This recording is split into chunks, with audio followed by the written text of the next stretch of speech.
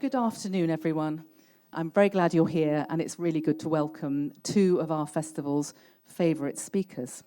We've been trying to get Catherine and Francis on stage together for some time, but they are both great supporters of the festival.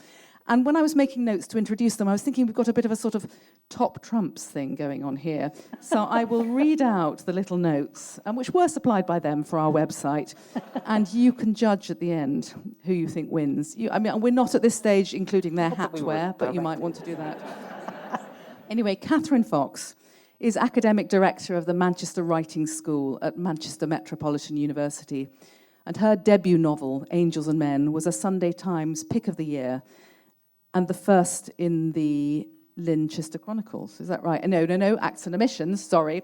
The first in the Winchester Chronicles, Acts and Omissions, was chosen as a Guardian book of 2014. Catherine is married to the Bishop of Sheffield, welcome Bishop Pete, and is a judo black belt.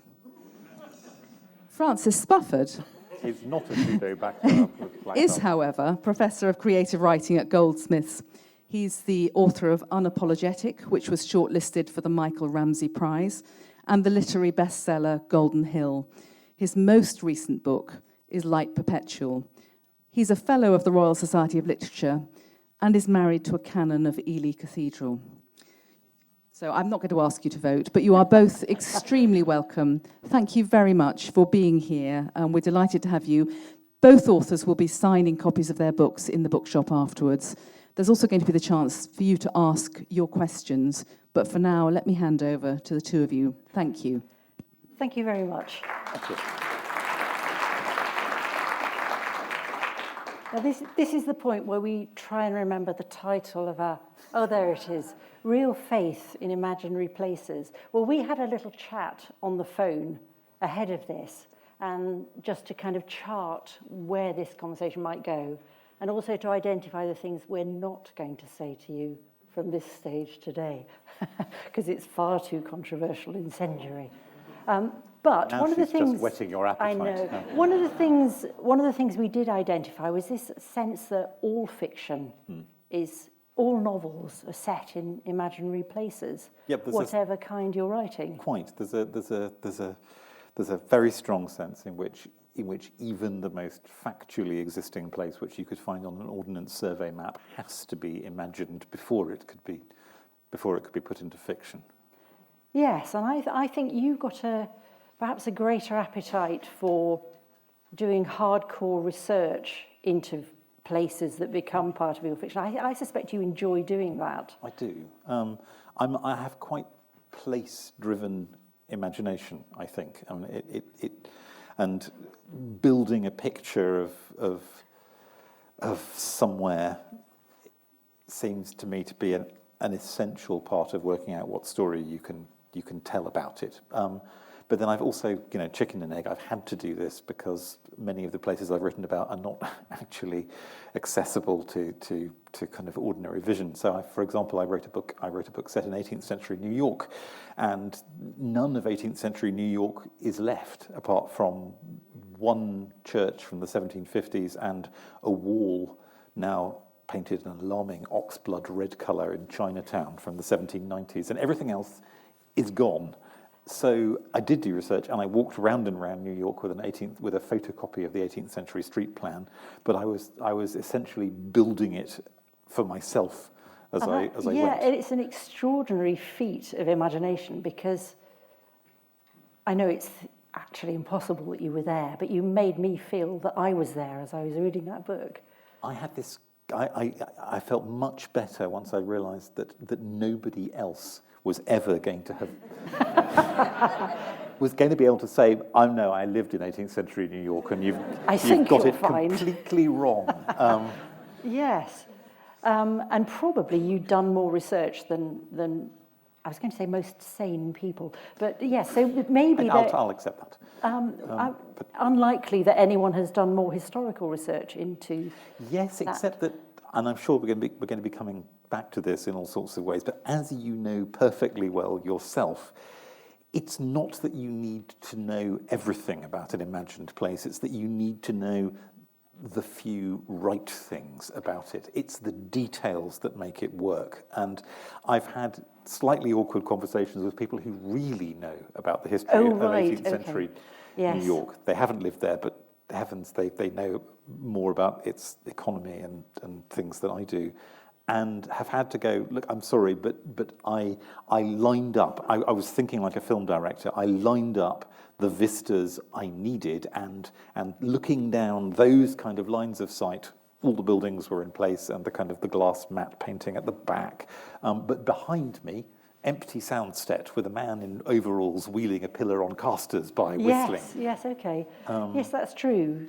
And yeah. I think I find that when I'm not a very map person. So compared with, say, Tolkien with his map of Middle Earth, mine is just kind of sketched out. So Winchester and Linford, I have this fear that if someone actually said, I'm going to make a map of it, and you say in book 1 that Renfield is to the west of Linford, but in book 3, so it's maybe there's kind of moving parts. You're giving yourself away here, but I was going to lead gently up to the question, do you have a map of Winchester and its environs? It would probably have been a very sensible thing to do. So do you have a sense of where the kind of unexplored empty bits are, where you could put a new thing, or do you? I just kind of would just, because I've never been that specific, it's possible that I could say it was 12 miles to the eastern side of such and such. So I would hope I could get away with it. Yeah. Maybe someone would like to make me a map and help me out in this, but the whole of the region it couldn't possibly exist anyway, because it's to the north of the Diocese of Lichfield and to the south of Chester, when in fact those border on one another. So, but that's like kind of east of the sun and west of the moon, isn't it? It's which is the traditional location of Elfland. In case you're yes, the Diocese of Elfland in this case. Yes, I think so. Yes, it's meant to feel real, whilst obviously being fictional. Yeah. And we have tricks to the trade, don't we? We do. When we're trying to con the reader into thinking they're in a real place. All right, then, let me ask you this, because clearly we are different in that I am quite map-driven. I find maps very helpful, yes. And you don't. But nevertheless, Winchester and the surroundings feel very real, and they feel consistent too, even if you're not actually working from an imaginary down audience. Really on where they are. So what makes them real to you? I think because I rely very heavily on direct observation. So when I was writing Acts and Omissions, I didn't live anywhere remotely like Linfordshire, which was quite lots of rural areas, lots of countryside, medieval city. I was living in Liverpool and working in Manchester. So I sort of constructed Winchester out of the train journey, looking out of the window at the effect, the trees coming into leaf, different weather, or I would go and walk around a park in Liverpool, or any time we went out on a trip, I would be storing all these observations of the real world and putting that in that book. So that's one of the things I did. But it's country imagined and remembered from the city rather than observed directly out of the window. Or childhood scenes. So I grew up in the countryside, and I had a lot of memories of Lichfield, which to some extent informed the city of Winchester. So it's real and remembered, but also, I don't know if you do this, that I think it's the poet Patricia, is it Lockhead? Is that Lockwood? Lockwood. In her book Pre-Study, talks about if you're a poet, you've got a simile machine going the whole time. So you're always going, what's it like? What's it like? Yeah. So you see the way the light falls on pussy willow buds, and you think, what's it like? What's it actually like? Yeah. It's like LED lights. If you didn't know, it wasn't that's what you'd think it was. Someone's put LED lights in this tree at the moment. So that making it real by reaching for an image, an analogy, a simile. Do you do the simile I do thing? that. But I think that that's one of the things that kind of refreshes vision and makes it possible to kind of, if you've done it right, to share with the reader a kind of new sight of something which they may have seen lots of times before, and you may have seen lots of times before as well. But you want something that scrubs the kind of thick gunge of familiarity. This is a simile itself, isn't it? That scrubs the thick gunge of familiarity off whatever you're looking at, and makes you go, "Ooh, that actually is what it looks like." So the Pussy Willow LED lights thing works because LED lights are not our kind of natural reference point for countryside views. So you have to actually think of a shape in order to do them. They're a kind of anti-romantic and therefore truthful kind of way of looking at catkins. And I think the other layer of that is that simile works for me and works in my novel, in my world of Winchester, would not have worked in Golden Hill for your characters. Obviously, they wouldn't reach for a simile like that even if you, the writer, would. No. So it's kind of keeping it convincing in its own fictional world. But it's still the similes that hold my imagined New York in that book together. There's a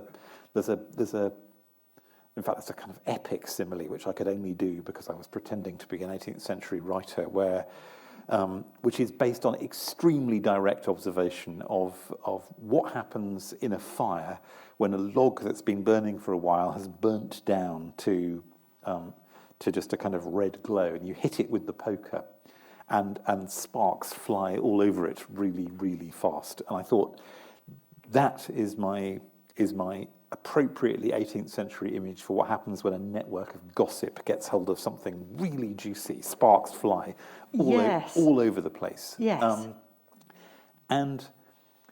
And this is part of you only needing the details, so long as they're the right details to hold an imagined place together. Yes. LED bulbs, kind of a log in a fireplace, and maybe an appeal to the reader's experience as well, things that will call up the reader's... Yes, I think people bring to their reading of our books, they can fill in the gaps, if you like. So if you're describing London, which your second novel is set in, albeit again imagined because it's a historical novel, people know, many of us will know London or know cities, and you can describe a couple of buildings or some details, and the reader fills in the rest. Yeah. In some ways, what I did with London is probably closer to the Winchester books, because I invented an imaginary London borough, which I squeezed in where there is, in fact, no municipal space at all for an extra borough, just like Winchester being somehow in between Chester and Lichfield, diocesanly speaking.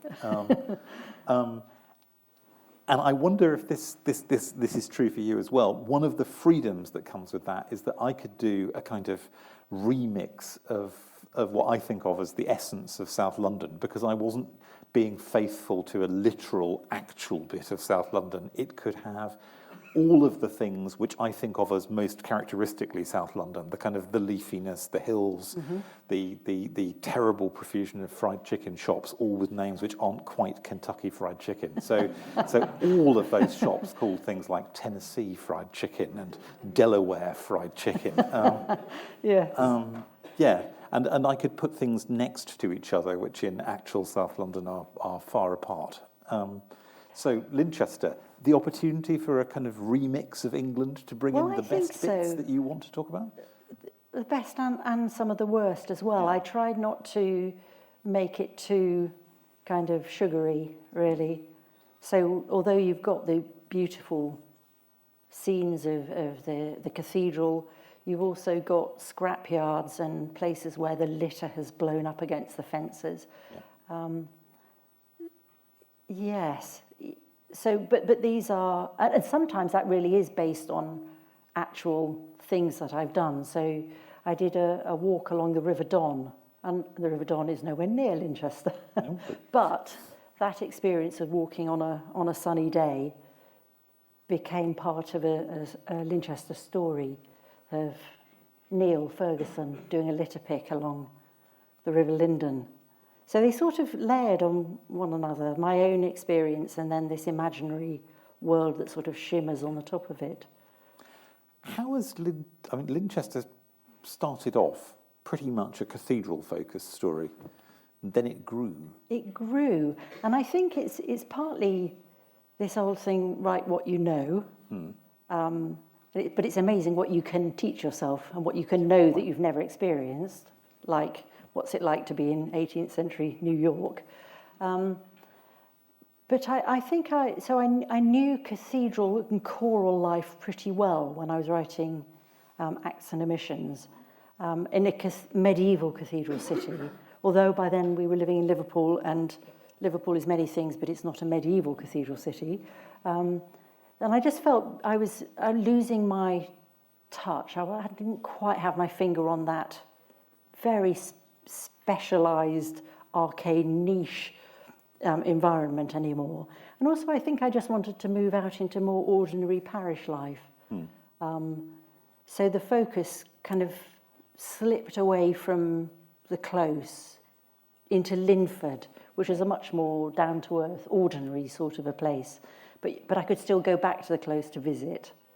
And yes, again, it was that kind of making sure that we're not just talking about rarefied Anglicanism, but ordinary Anglicanism. And indeed, the most recent one has moved, the centre of gravity has moved out of church life into a reclamation yard, in fact, which became more the centre of it than I'd intended from the start. But I suppose this leads us on to that, you know, how much do you plan and how much do you just let it happen? You feel your way, don't you? At least my experience is that you have to have a thread to follow that gets you into the kind of the mood of a place. But one of the nice things about working geographically is that there's room for discoveries and room for things you discover in the process of telling the story need to be there. But I've never written two books set in the same place before. Right. I've always kind of run while the running was good and before someone could catch me and go, actually, your streets don't join up. Yes. I had to stretch. You're doing the hard work all over again every time you write a novel. I like it's not hard work. It's a pleasure. I go through a very happy period of research. Ironic quote marks there, which becomes procrastination. No quote marks there. Because I like thinking about things. I'm very happily reading about early television and early modern magicians and Art Deco sculptures and air raids and all of these things. There is a logic to all of these, but I can also tell that I'm indulging myself, and fairly soon I will need to stop. You do eventually realise that you admit to yourself, okay, I don't I'm now not researching, I'm faffing around. Yes, as we like to say in the world of literature. Yes. Yes. It's a technical term. There is another half. We need to do justice to the other half here, I think, of our title, the real faith part. So, all right, I'll ask you a question. You ask me a question? Yes, okay. All right. Not a difficult question. A very easy one.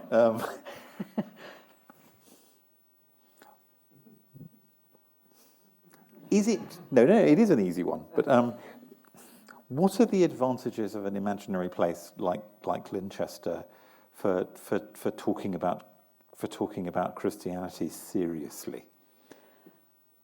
Does it give you a mood or? I think it's an experiment. It's a very long-running thought experiment. What if I suppose I say this perhaps more for those who aren't people of faith. What if God were real? What if the claims of the Christian faith were real? What might that feel like and look like through the lives of a wide cast of characters? And the liberation, I think, comes from having so many characters. My early novels relied very heavily on one central protagonist. And I wasn't really able to know anything very much beyond what they knew, or to talk about multiple experiences. So and I think the advantage really is that you can talk about faith not in the abstract, but as it works out through communities of people and through relationships. And you can come at it from multiple angles, so it's got a kind of 360.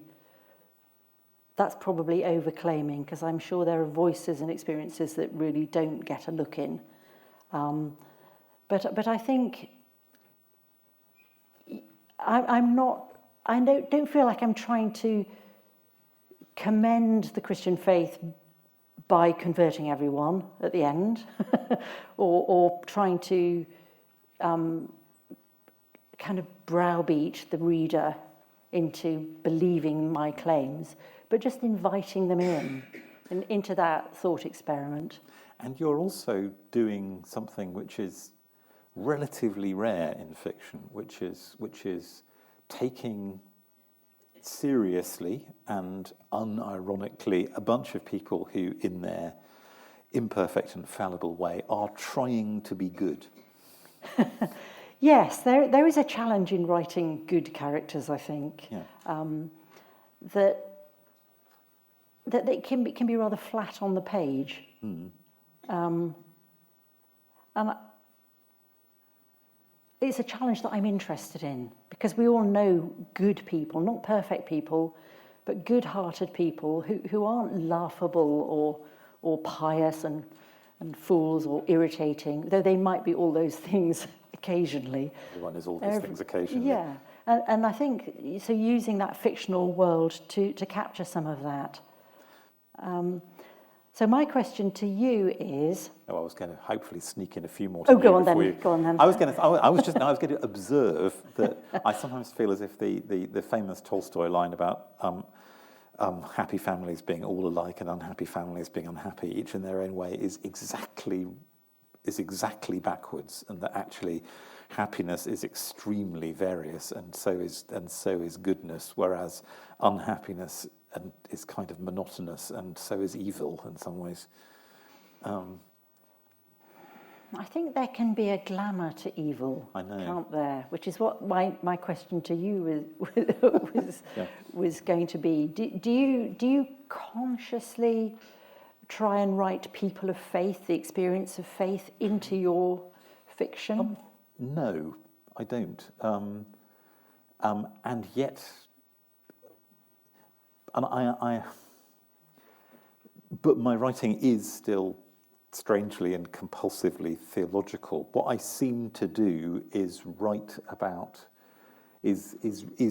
stories that helplessly have theological underpinnings. I've sometimes compared myself to a person who's got a kind of piece of paper with a kind of gospel-shaped magnet underneath, and when you put the the iron filings on top, they just go into a particular design without me having to. That's really interesting. The extent to which we don't get to pick our themes. Yes, and I don't entirely feel that I'm picking my themes. I seem to be endlessly stuck on redemption one way or another, which is not the worst thing in the world. No. But it tends not to be something that's happening explicitly within stories of conscious belief. It seems to me to follow from the kind of from the universal claims of Christianity that the Holy Ghost is not just active in the lives of people who know they're believers, and that there's stuff going on all over the place. So I tend to be writing about things that fall into patterns of of sin and mercy and redemption, which the characters aren't necessarily themselves aware of. Yes. Having said that, I only realised as I was talking to you, preparing this, that every novel I've written appears to have a church service in, and I had not set out to do that. Don't mention the church. Don't mention the church. Well, no, except I did have a mental resolution that when I was writing an 18th century novel, I was not going to do the modern thing of being embarrassed by the faith of the past. So I deliberately sent Mr. Smith in New York off to church on Sunday morning, where he'll get BCP matins because it's 1746. So no parish communion movement hasn't happened yet. So he gets a matin service. Exactly. And they're sitting in their box pews and invisible to one another, but visible to God or to the authorial eye, or ideally both. Are you saying that you have a godlike absolutely omniscience? not. I'm saying that. I'm saying that apart from being faintly blasphemous, it's also, you'd have to be a complete megalomaniac as an author to think that you had anything like a godlike omniscience. Because my experience is that you stumble along thinking very hard and going, "Is this what it's like to be someone like that? Maybe I'll make a note." No, but since then I've written the Imaginary South London Borough book has got a complete Pentecostal sermon in it, and the next one has got a Latin mass in it. Oh well. I think this might lead us on rather neatly into asking you to read an extract from your... Yes, but as long as I can ask you to read an extract afterwards. Yeah, okay. We set this up beforehand. It's not spontaneous in the slightest. Well, I just happen to have one here on my iPad. Oddly enough, yes. Okay. How are we doing for time? We're all right. All right. This. I realise this is pointless of me. I'm now going to read from a book which you can't buy until October. So this is set in, and I have to take my glasses off. This is set in another completely imaginary place. It's set in a city beside the Mississippi in 1922, in a very different version of American history, in which European diseases didn't wipe out the Native Americans, and the Jesuits converted a whole city full of Native Americans in the early 17th century, and 3 centuries later, here they are, slightly peculiar in their Roman Catholicism, but very pious. And this is a detective halfway through a crime novel, walking in the fog, looking for something and about to have an encounter. Beyond the square, the old arch with the angels roosting on it like pigeons grew from the mist, a particle at a time, grainy, indistinct, a grey bulk only partially visible even when he was walking beneath it. Drips echoed under the arch from the water condensing on all the pitted stone faces and feathers, and then faded as he stepped on into the long white hush of Moon Street. Nothing was visible at the turnings he passed but a whiteness thick as milk, and nothing interrupted the hush all the way along the axis of Moon except one number 6 streetcar going by clanging. And except, after the clanging had stopped, a faint singing that began to creep into his ear up at the very end, where the low ranges of the quarters beside him rose up vaguely into tall arcades like a brick wave cresting, and the street opened out before him into the unbroken white sea of the plaza. It seemed to be coming from more or less the direction he needed to go. He struck out on a diagonal to his left, towards the northeast corner where the palace stood, last in the row of grand things that filled the north side of the plaza. Cathedral, the mound behind its railings, palace. He meant to go to the corner anyway, but with the fog all around, depthless and luminous, and nothing under his feet but endless cobbles, he must have strayed. Perhaps the singing pulled him, there being no other marker to follow. At any rate, he reached the north side well before the palace, and the singing grew louder. It was to a tune he was sure he knew, though he couldn't remember where from. The hymn on the harmonium back at the boys' home on a Sunday morning. German prisoners huddled by an icy roadside in the winter the war ended, comforting themselves with song, but it had certainly had different words when he heard it before, because these were words in what he guessed was Latin, being sung with a sweet inexpressiveness that was like nothing he knew, It sounded as if it came from some other world where the tangles of feeling and wanting were set aside. O quanto maius donum, cum filius ipse solis, sponte suo sanguine, dedit terrae filios. And then, dim against the white at first, with a pinpoint of light floating at his head, he found the source of the music in a small procession, apparently winding its way back towards the cathedral. Figures in robes were carrying on their shoulders a pair of white litters. The robes were church vestments, and it was the litter bearers who were singing. In the milk that thickened the air, they seemed to be gliding. As it passed, each part of the procession faded up from nothing and back into nothing again as the mist absorbed it. Gliding along at the front, an acolyte was carrying the light he had seen, a single flame fed by a dark yellow oil or wax, burning in a huge glass tube with a pierced tin cap on it to keep off any breeze, like a sort of holy hurricane lantern. The first litter followed, and it carried a disc of gold upright on a stand, a disc a foot wide with rays and beams around the edge. It was not solid, though. There was a little glass window in the middle of all the gold.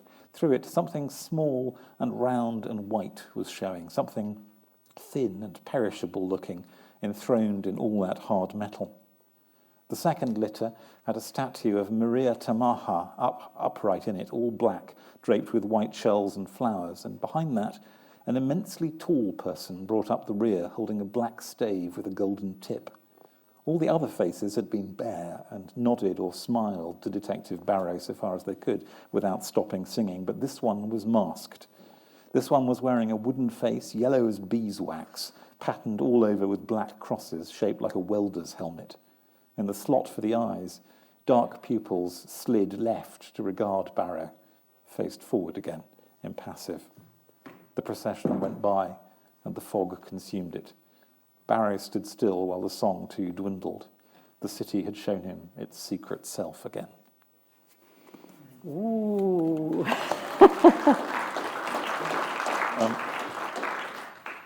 Quite a lot of people in this room know what a monstrance is, but Detective Barrow doesn't know what a monstrance is. That was wonderfully atmospheric and colour-coded. Yeah. Were you conscious of that? As you thought, I will do black, white, gold, and yellow. Is that what you thought? Yes, or did it just happen? Oh, no, I did think that because again, imaginary worlds don't need that many details, but the ones you've got have got to harmonise a bit. So, yes, I think you're right.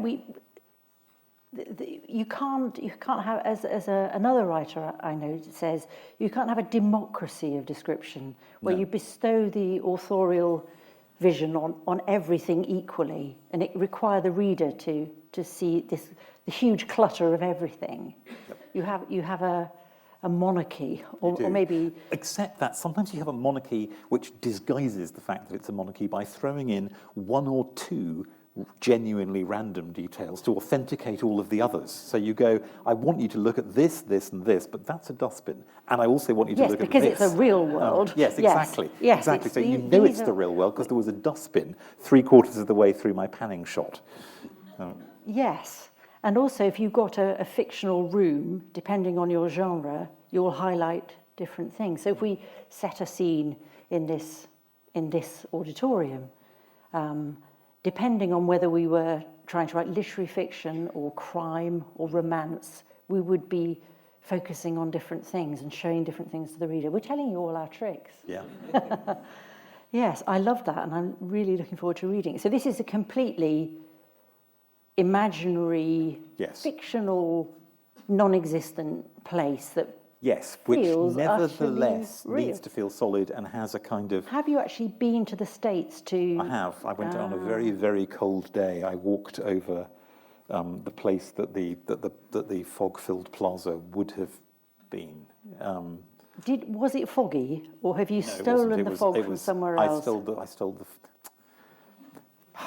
I stole the fog from somewhere else. I moved the fog in from another day.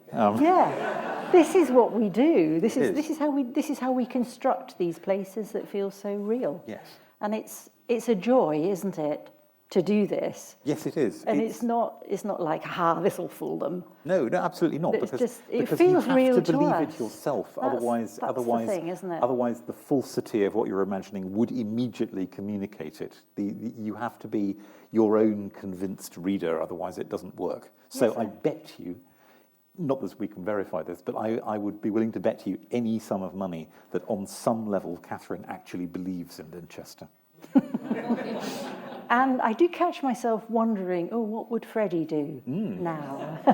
And that's exactly, Jane would have thought that. But you have to. You you have to treat them as solid so you can be curious about them. Yes, and wondering about them. Are they okay? Yeah.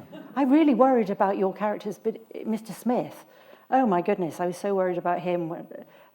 It's a long time since I've been more worried about someone else's characters than my own. So I got a very nice letter from a lady whose father was 90 and had read Golden Hill and liked it a lot, but was really worried about what had happened to Mr. Smith after it. And I thought this is not a situation in which I can go, toughen up. It's just fiction. It's made up. None of it's real. And I also thought I happen to know what happens to Mr. Smith after the book, but so I wrote a letter going, so long as you don't tell anybody else, actually this is what happened. So don't worry, he's fine. He's fine. Yeah. Yeah. Yes. And I think some authors don't care that much about their characters after the book's over. They're just moving on. That seems cruel and heartless, doesn't it? Yes. Yeah. Yes, they're monsters, aren't they? Is this, in fact, why you can't bear to move on from them altogether? That you can't not keep writing I think the next chapter in the life of Freddie? Because even though the Winchester books are quite a departure from my first three novels, those who read the first novels will notice that some of the characters from those novels get walk-on parts in the... Because I'm still wondering what happened to Andrew or what happened to Davy, the policeman. Well, did he ever recover from Isabel? Well, let's find out when he takes a caravanning holiday in Linfordshire. Those who have been following the Company of Heaven, which is, I'll shortly read a piece from that, will actually get to find out that Davy was okay. He was okay. Good. Yes. Well, I'll read a little bit, but not that bit. The Company of Heaven is published this May. So you can find out just how disjointed the geography of Winchester actually is. So this one was, rather than blogging it in weeks, which is what I'd basically done for my previous novels in the Winchester series, I thought that was just too awful and too demanding. I know I'll do it in monthly instalments, that'll be easier. And in fact, it turned out to be equally awful, but in a different way. So I just got all the angst in the last week of the month rather than spread out evenly across all the weeks. So this is the beginning instalment. The novel opens by inviting the reader to imagine a framed sampler that had been sewn by a little girl called Alex Greatrix in the Victorian orphanage in Linford in 1867. The sampler now hangs on the kitchen wall of the old barn in Turlham. If you're picturing an ancient tithe barn with medieval roof timbers full of endangered bats, I must stop you at once. The old barn is early 20th century and made of corrugated iron. This was the smart building material du jour when it first appeared, vastly preferred to thatch, which had connotations of rural squalor and deprivation. How the wheel of good taste turns. Imagine the outrage in a picturesque village today if a cottage owner replaced the thatch with tin. That said, vintage corrugated iron is enjoying a renaissance. Our good friend Neil is a fan, and I know of no sterner arbiter of what we are permitted to like than Mr. Ferguson. He has been hankering after a tin tabernacle to renovate for years. If the adult voices of your childhood dismissed rusty sheds as eyesores, This trend may surprise you. Do you remember them? Beached in nettle seas, like decommissioned ships, with smaller wrecks nearby, ancient citroens perhaps, wheel arches like leaping dolphins, that kingdom behind a wonky gate which only children entered. A hot June day, hot and still, the nettles firing puffs of pollen into the dappled air, sweet scent of elderflower, and a train rattling south through the fields in the distance. This was the scene waiting for Ellis Gray 30 years ago, when he drove his converted transit van down the narrow lane, parked, and fell in love. He put in an offer straight away on the plot with its trees and tumble-down buildings. The locals rejoiced. At last, somebody was going to smarten up this shabby bit of Turlham. There was already planning permission for a tasteful 4-bedroomed house. Instead, Ellis lived in his van while he renovated the barn and converted it into a home. Not content with one tin ruin, Ellis constructed a second out of salvaged materials and established a small reclamation business. All this took the best part of 5 years. Ellis works entishly with the grain of things. And you'd better believe that the villagers had a thing or two to say about their disappointment. The word eyesore cropped up again. Of course, that's long forgotten.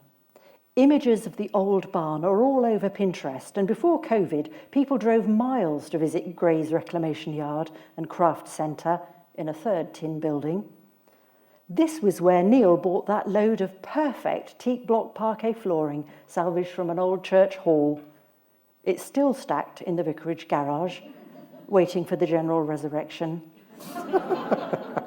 You went to Gray's to potter among the butler's sinks and stacks of 1970s chicken tiles, or to browse the craft barn, coveting the upcycled chalk-painted furniture, local ceramics and jewellery, while the kids played in the semi-wild garden.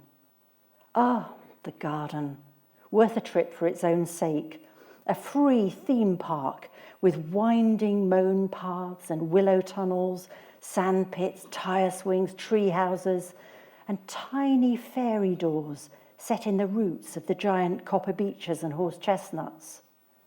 Afterwards, you could buy coffee and homemade cake from the converted horsebox coffee bar and sit at one of the picnic tables. Doesn't it sound like heaven? If Ellis proposed now to demolish it all and build that tasteful 4-bedroomed house, there would be uproar. Gray's will still remain closed until non-essential shops can reopen next week. So the good people of Linfordshire must find other ways of amusing themselves this Easter Monday. I catch myself longing to go there, although I know that none of it exists. Yet even as I write that, it feels as though Gray's has been there all along. Didn't Neil buy his parquet there? And that by following the line of words, I am merely discovering it for the first time. All writers will tell you this. I suppose it can be reduced to the creative interplay of left and right hemispheres of the brain, synapses firing, signals travelling down neural pathways, and so on. But no explanation quite does justice to a deep sense that there are more things in heaven and earth than are dreamt of in neuroscience. My soul, there is a country.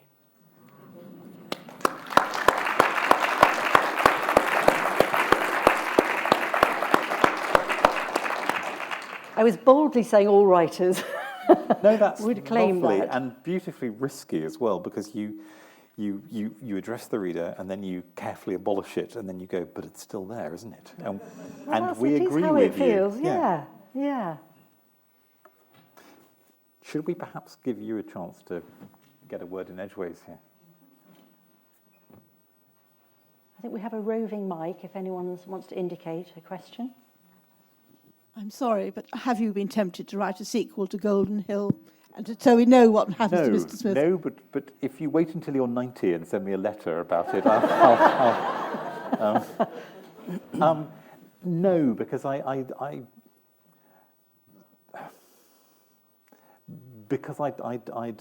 carelessly finished off some of the characters I cared most about in it, and blocked most of the future developments that would have been fun to write. I've never written anything which allowed room for a sequel, but I am thinking about doing it now. Next. With this one? No, not this one. This one is also a cul-de-sac. No, it's not I prefer to think of it as being majestically complete. Oh, okay. It's a cul-de-sac, yes, in plot terms. But I'm thinking that the next one, the one for which I'm reading about air raids and early television and stuff, may require a sequel, which is exciting because I've never done that. I do commend it because you don't have to do. Oh, I know you love the research stage of it, but the characters. You don't have to do the research again. You don't have to. No, you're turning me away from the idea. How will I procrastinate if I can't? Well, you could move the plot somewhere else. You could relocate it or introduce a new theme. Which reminds me, and I'm going to ask another question quickly. Are we, at some point, going to travel to New Zealand to catch up with... But I have got this, based on Greek plays, there are three things. The word has now escaped me. The Unities, that's it. Yes. Of time, place and action. Yeah. So one of the premises is that we can't know what's going on outside of the Diocese of Winchester. It's strangely, that absolutely rings true to me, because when I was writing my imaginary city, I kind of knew on some deep level that if my protagonist got on a train and left it, it would fold itself up and cease to exist behind him. Interesting. That it had to be stayed in, otherwise it would cease to be. I think it also, the geographical constraints make it possible, so I don't have to imagine every single incarnation of the Church of England everywhere, or the global Anglican communion. But actually, this is an important point, because Winchester is a microcosm, isn't it? It lets you do as much of England as you want to, and as much of the Church of England yes, as you it want does, to. Actually, yes. Yeah. Yes, that's true. Sorry. We should let someone else ask a question. Over here. You both seem to have a fondness for somewhat assertive narrators. I was wondering if that's connected with being people of faith, or if it's just coincidence. Over to you. I think it might have more to do with being naturally a bit bossy. Actually, that was what I was thinking. A bit of a know-all, maybe. Possibly. Yeah. Except that to make it work, a kind of painstaking humility of a kind is necessary as well, because you have to be patient and wait about the things you don't know, and actually sometimes it's disastrous to just assert things. Going back to my earlier point about writerly omniscience isn't the same thing as what we're talking about when we talk about God. And I was trying with my imaginary London Borough novel to come up with something which was a kind of different point of view on ordinary human lives than the ones we kind of habitually get just by moving along inside them. But I knew that it would be both ridiculous and kind of wrong to try for anything resembling a God's eye view. I do not have access to a wisdom that stands outside time. The most you can do is go, here's a piece of strangeness which points like a kind of old-fashioned finger post, maybe, if you've got it right, towards regions of vast and wonderful difference that lie beyond the scope of a novelist to go there. Well, no, to be there yet. So you've never written a novel in close third person, as we might say? No, I have. Have you? Which I one? have. I think. Have I written a novel? Yes. Yeah, this one. This one. Okay. This one is yeah. in. So is we're basically, the camera stays with. Was it Burroughs? That was it. Barrow. Barrow. Detective Barrow. Detective Barrow. Yeah. So that presumably there isn't then this narrator that addresses the reader. No, there isn't. Okay. What there is somebody who is usefully an outsider to the imaginary city, so things have to be explained to him. Yes. Which means they can be explained to us as well. Yes. Otherwise, that's another trick in our toolkit, isn't it? It is. Yeah. So you're not just endlessly downloading the info dump, as we tell our students. Indeed. Avoid it. However, don't think you're getting away with actually answering the question here. Yes, so Assertive narrators. my first 3 novels didn't have quite such an assertive narrator. They were closer to that close third person, particularly Angels and Men. It's almost claustrophobic in the closeness to the head of the main protagonist. And when I started with the storyline of Acts and Omissions, I had several goes at trying to tell it in that form, and I couldn't do it. And it was trying to press on and write it in that, what I thought was kind of good practice, really. Yeah. Show, don't tell. Don't break the fourth wall, sort of thing. And it was like trying to play an out-of-tune instrument. You think, I have the technical ability, I could play a Mozart sonata on this terrible piano, but it was just awful sound coming out of it. So it just felt like dangerous to continue trying to write it like that. And it was only when I kind of gave up on that completely and just thought, you know what, I'm going to pretend I'm a Victorian novelist who has the freedom to say, I'm going to take you to meet this character and I'm going to tell you what to think about them. That was just immensely liberating. But so that's where that came from. from. Speaking as a reader of the Winchester novels, it's that kind of playfulness that makes me feel that I'm on intimate terms with the characters. It doesn't, in fact, feel bossy. You do tell us what to think, but not in a way that feels as if we're being prodded into it. It's Interestingly, some of the people who've not enjoyed the novels, this has been what they've said about it. So there's 2 reasons people don't like them. One is that they've lived all their life in Anglican circles and they've never heard a cathedral canon swear. So those are very protected Anglican circles. Or they don't like having their noses rubbed in the fact that it's fiction. They don't like being buttonholed by the narrator. But the trick you demonstrated in the passage you read is that you can go, I made this up, and it doesn't disappear if you've put in. Yeah, I think this is the right word. If you put in enough love towards the people, because those who are loved are solid. Oh, thank you. Yeah, I love that. Yes, but I can't win them all. So some people just say it's not a proper novel. I don't like it. Fair enough. Always making you read it. Read something else. Sorry, definitely somebody else's go again.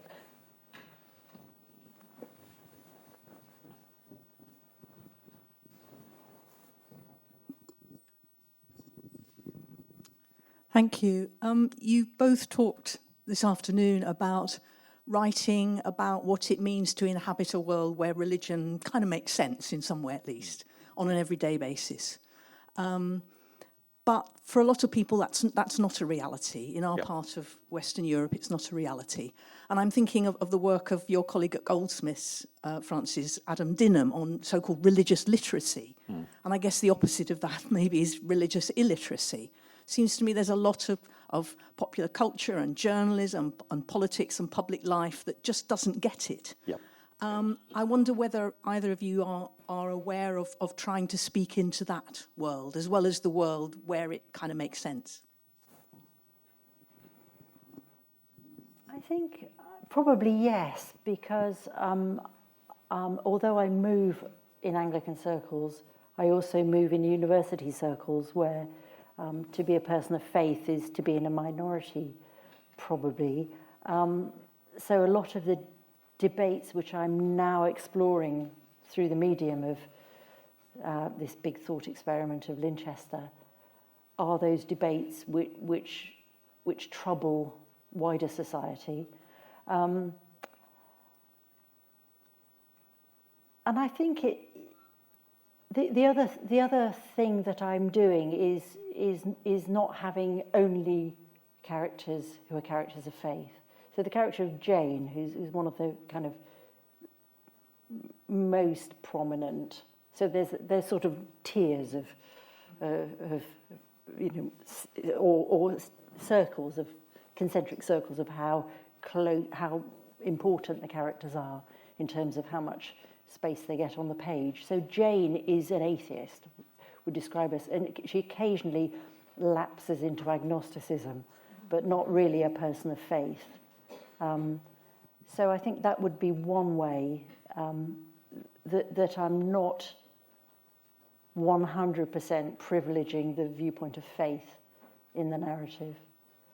I don't know, how would you respond to that one, Francis? Yes, I do consciously try to speak beyond. And this is one of the advantages of writing stories where the theological underpinning, that sounds more deliberate than is right, where the helpless movement of the iron filings on top of the paper is happening in lives that aren't explicitly, don't explicitly have any belief in at all. And the advantage of that is that you can show that the patterns of